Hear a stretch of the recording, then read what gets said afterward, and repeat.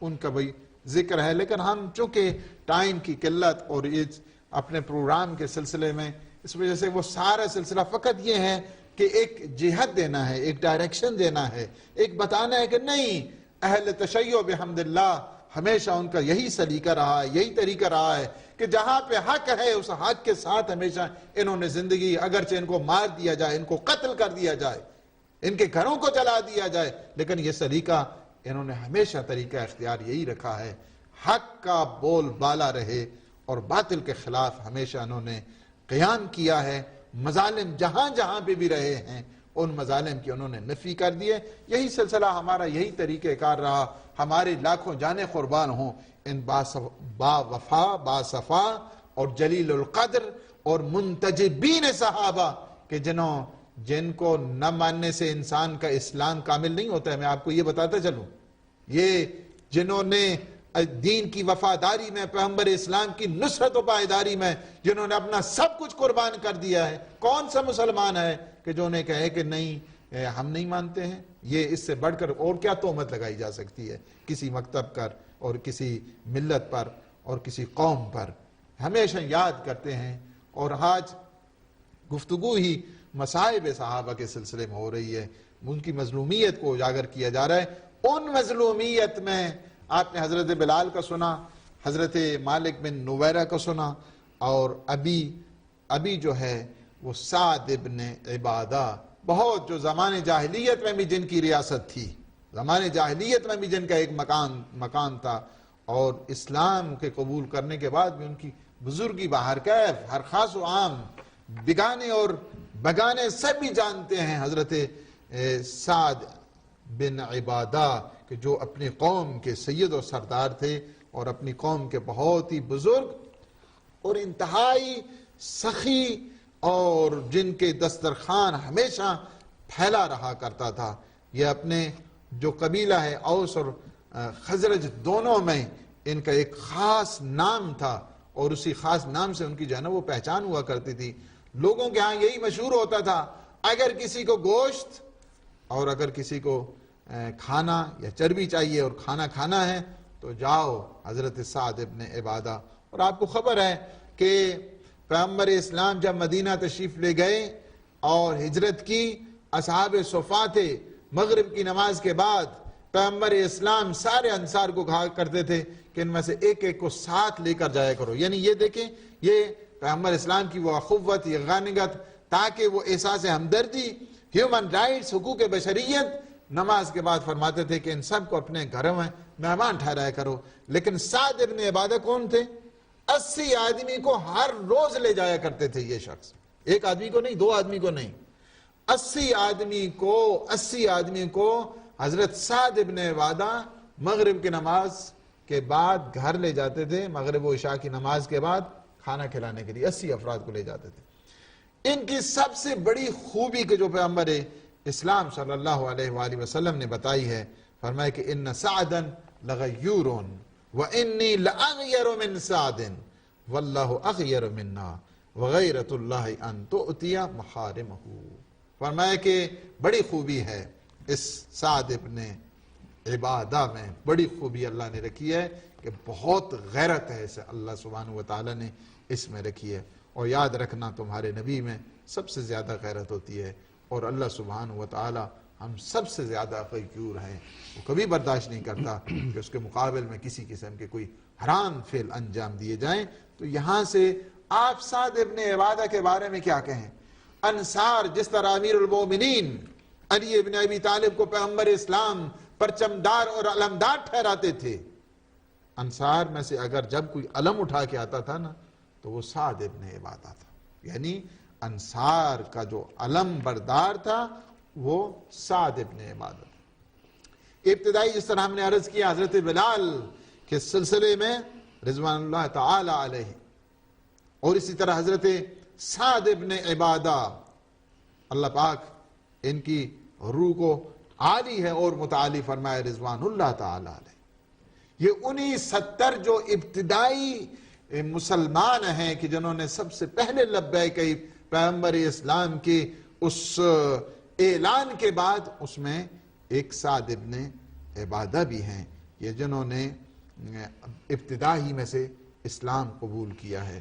اور پھر ان کی عظمت اس قدر زیادہ ہے، عظمت اس قدر زیادہ، پیغمبر اسلام انہیں دعائیں دیا کرتے تھے. حتیٰ کہ جب پیغمبر اسلام ان کے گھر تشریف لے جاتے تھے تو یہ جب پیغمبر، ہمیشہ روٹین ہوتی تھی پیغمبر کی، دروازہ نوک کرنے کے بعد ہم آتے تھے السلام علیکم، یعنی پہلا سلام کرتے تھے، یا آہستہ تھوڑا جواب دیتے تھے تاکہ پیغمبر دوبارہ سلام کہیں، تیسری مرتبہ سلام کہیں.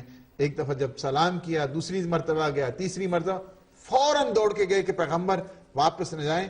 اور کہتے ہیں کہ آئے بڑا اہتمام کیا کرتے تھے پیغمبر اسلام جب تشریف لاتے تھے، بہت خاطر مدارت، اور پیغمبر ان کے لیے دعا فرماتے تھے اللہم اجعل صلواتک ورحمتک علی آل سعد ابن عبادہ، خدایا تو رحم فرما، اپنا درود بھیج سعد ابن عبادہ کی اس ذریت پر. یعنی حتیٰ کہ پیغمبر اسلام دعا کرتے تھے نہ فقط سعد ابن عبادہ کے لیے بلکہ ان کے بچوں کے لیے، ان کی آل اور ان کی اولاد کے لیے. اور فتح مکہ جب ہوئی تو علم جو ہے نا ایک انصار کا ان کے پاس بھی تھا. انہوں نے بہر کیف ایک لیڈر تھے اور ایک سردار تھے اپنی قوم میں، ایک حیثیت تھی، ایک شرف تھی.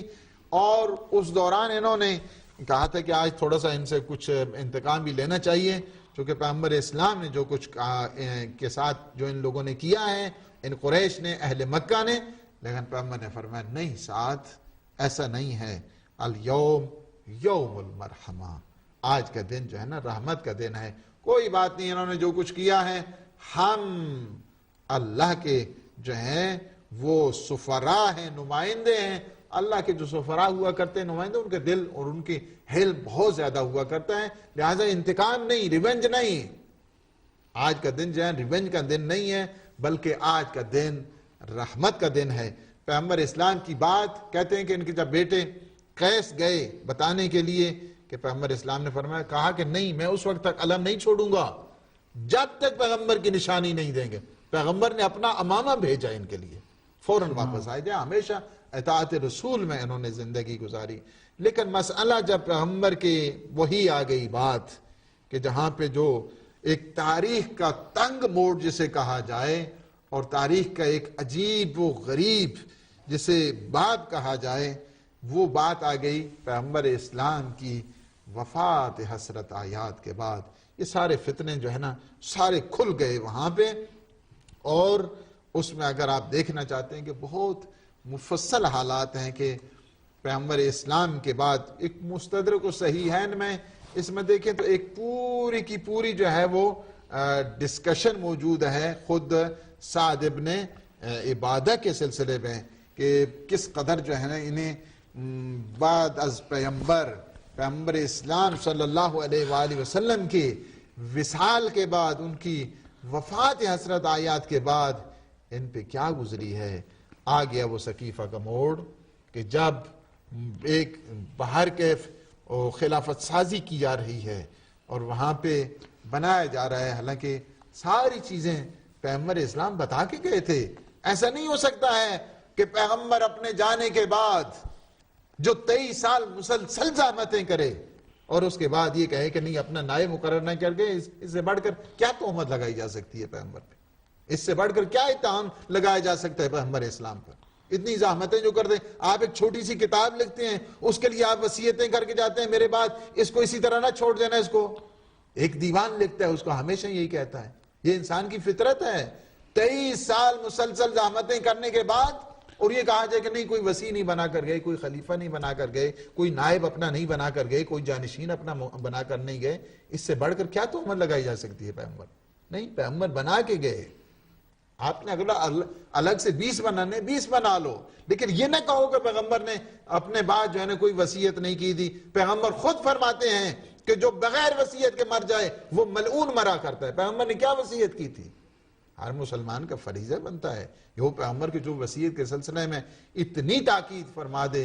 یہی بارہا فرما دیا تھا، انی تارکن فیکم الثقلین کتاب اللہ وعطرتی اہل بیتی ما ان تمسکتم بہما لن تضلوا بعدی ابدا حتی یرد علی الحوض. یاد رکھنا تمہاری سرپرستی کے لیے، تمہیں گمراہی سے بچانے کے لیے، میں تمہیں اس قوم، اس فتنوں کی آگ سے بچانے کے لیے دو گراں بہا چیزیں چھوڑے جا رہا ہوں۔ ایک اللہ کی کتاب ہے، دوسری میری اطرت ہے، ان دونوں کے ساتھ تم تمسک رکھنا، میرے بعد ہرگز تم گمراہ نہیں ہوگے جہاں تک کہ تم حوض کوثر پہنچ جاؤ گے۔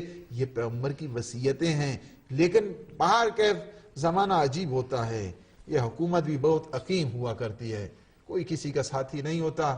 یہاں تو ایسے حکومت عقیم اس قدر ہے کہ باپ بیٹے کو قتل کر رہا ہے، بیٹا باپ کو قتل کر رہا ہے، بھائی بھائی کو قتل کر رہا ہے۔ یہ حکومت والے جب حکومت کا نشہ اور اس کا جو دل و دماغ پر چھا جاتا ہے، اسے حق نہیں بلکہ وہ ہو جاتا ہے صم بکم عمی فہم لا یرجعون۔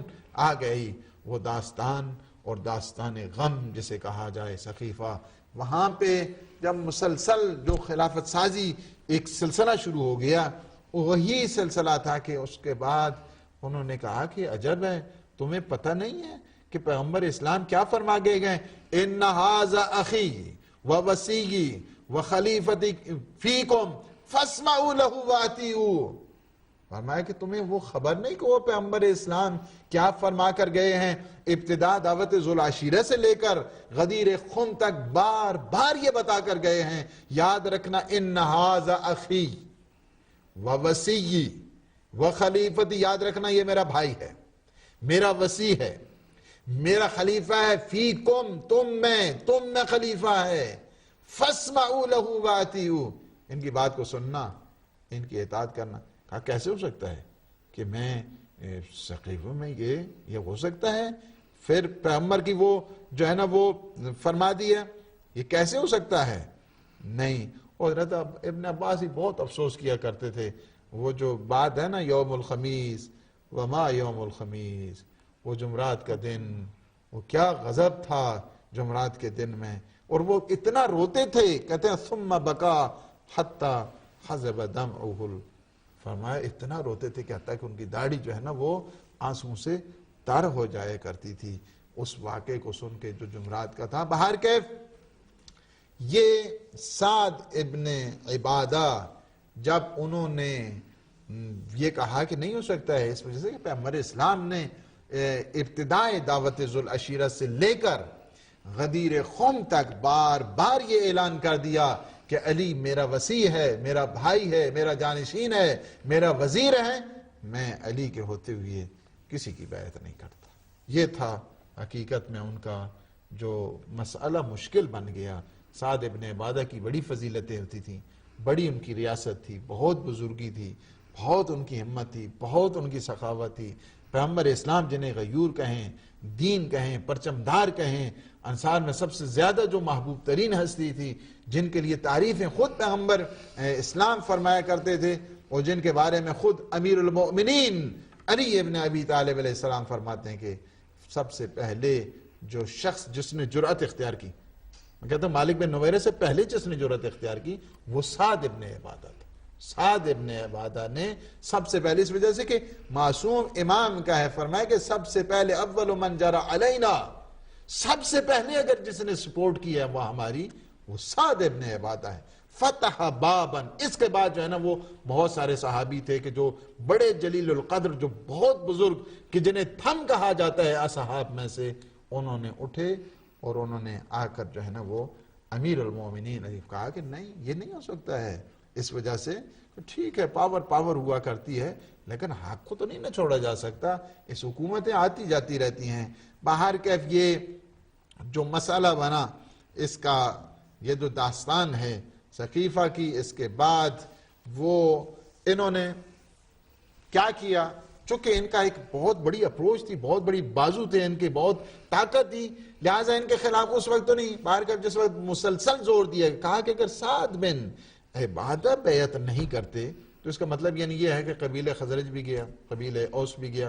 قبیلہ اوس کے جو سردار ہیں وہ سعد بن معاذ ہیں، اور جو خزرج والے ہیں سعد بن عبادہ ہیں، دونوں بہت بزرگ ہستیاں ہیں، اور اگر یہ نہیں ہو سکتے، ان کے بیٹے جو قیس ہیں ان سے بات، انہوں نے کہا کہ یاد رکھنا میرے باپ کی طرف کوئی میلی نگاہ نہیں اٹھا کے دیکھ سکتا، اس کی وجہ یہ ہے کہ سعد کا قتل اس بات پہ دلیل ہے کہ سعد کے بیٹے نہیں ہیں. 6 بیٹے ہیں سعد کے. سعد کے بیٹے نہیں, سعد